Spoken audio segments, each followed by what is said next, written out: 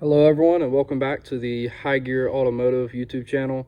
And today we're going to be working on a 2000 Dodge Ram 1500 pickup, and this one's got the 5.2 engine, 318. And today we're going to be putting in a governor pressure solenoid. So I've been having trouble with this truck. I had bought it a couple months ago, and it seems like the transmission's having a little bit of trouble shifting. It's like it starts off in second gear, and you really got to press the gas for it to start off in first. I did a little bit of research, and depending on what the code's pulled, it's showing all that it points to is the governor pressure solenoid. So we'll go ahead and get started on that. So it's a good idea, if you're going to go ahead and do this job, you're going to want to go ahead and upgrade to a pan that has a drain plug, so that way future services will be a little bit easier.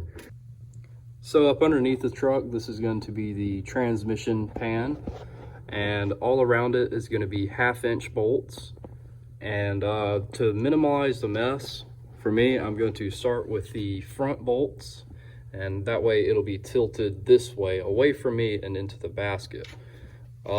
If you do not have a pit to get in, of course, or a lift, you can always just jack up the front of your vehicle and do it that way.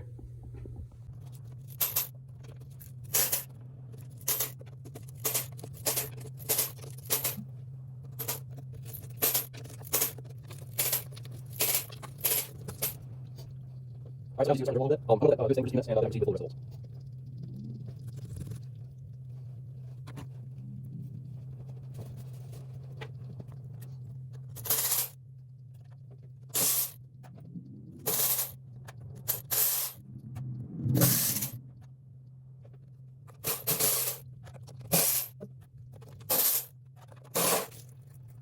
Yeah, you want to be careful about that. Now, watch it. Oh, I'm going to get it on there.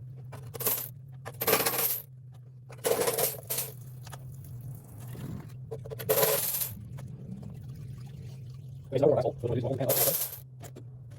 Just blow away, and it's easy. It's away from me.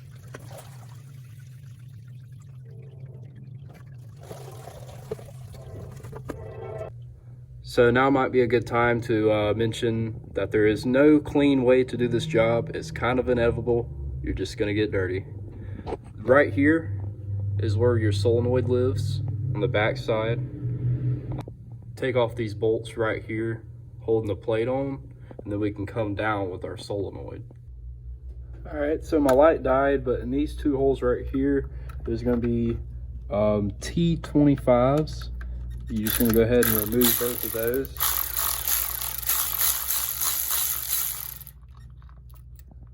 Once you get those, be careful about dropping them like I just did. Just right here. Put that with the rest of our bolts. I'm going to go ahead and grab the other one.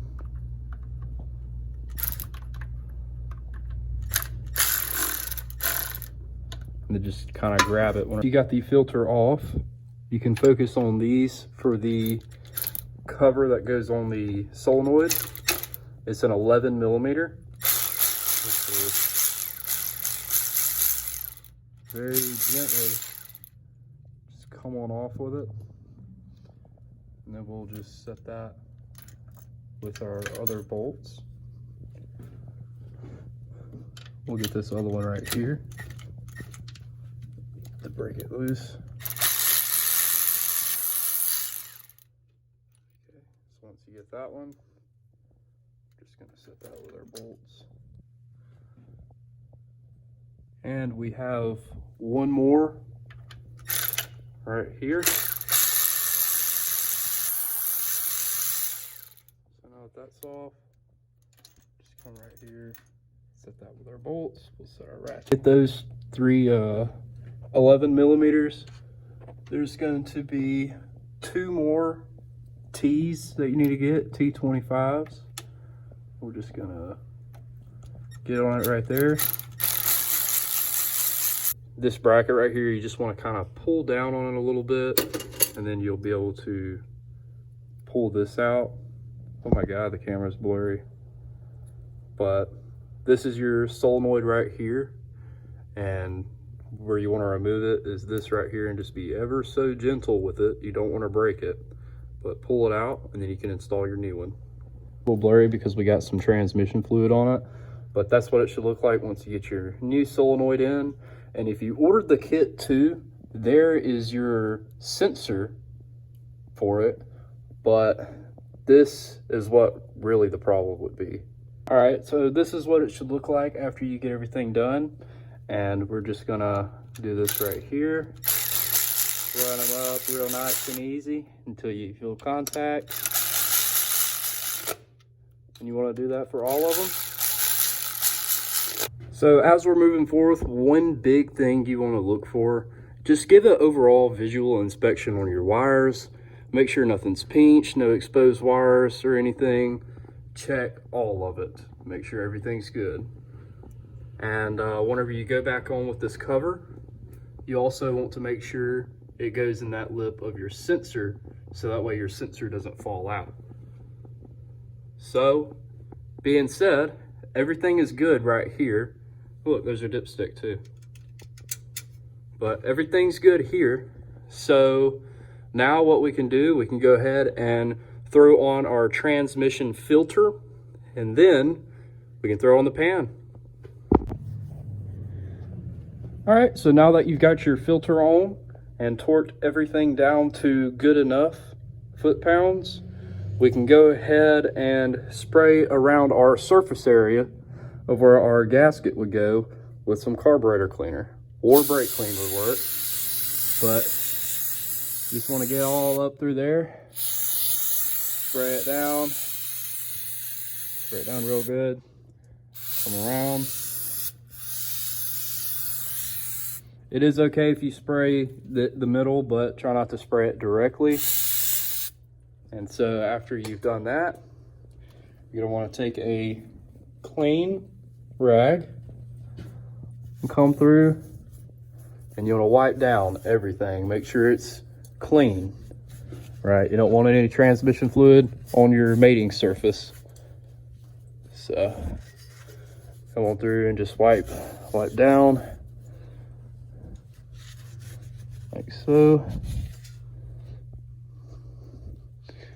And then we're ready to put on our new pan. And if we were going to use our old pan, what we would do at this point, we would go ahead and prep our old pan ready to be put back on. But in this case, we have a brand new one that we're... All right, once you finish all that, you can go ahead and throw your pan on. I've already torqued all these down to where they need to be, and the gasket's on there. We should be good to go on the bottom side. Okay, so we're gonna go up top now. All right, so then you can pull your trans dipstick and just lay it somewhere. And you want to grab a funnel, just poke it in that hole. All right, so what we're running is Valvoline full synthetic ATF plus 4. I really recommend this stuff. This stuff is great. This particular transmission, the 46RE, it holds 5 quarts of this. So we're gonna go ahead and start pouring. All right, so now that you've poured all of your transmission fluid in, we can now go to the bottom and check, make sure there's no leaks. All right, so just kind of look around, make sure nothing looks wet or anything. I mean, so far we look good. Check everywhere. Make sure everything's good. And if everything looks good, you can go ahead and start it up and let it warm up for a minute. All right, so now that we're in the vehicle, we can go ahead and start it up.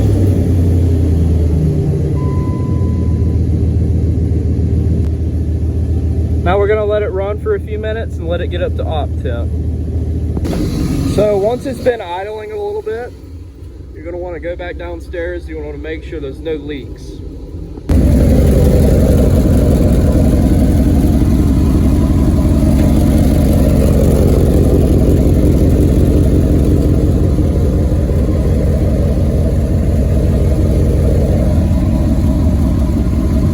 And in our case, everything looks perfectly okay.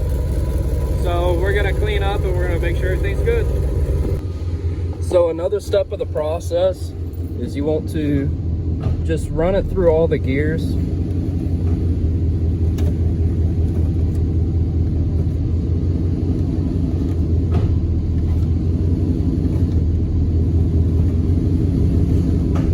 And you want to continue doing this a few times. Let the fluid cycle through all of the gears. Once you are confident that you're good, you can check your fluid, make sure it's at the correct level. And once you know it's at the correct level, you should be good to go. And we're back on the road. Let me know if you found this video helpful in the comments below. And also, if you got any questions, feel free to ask. Thank you.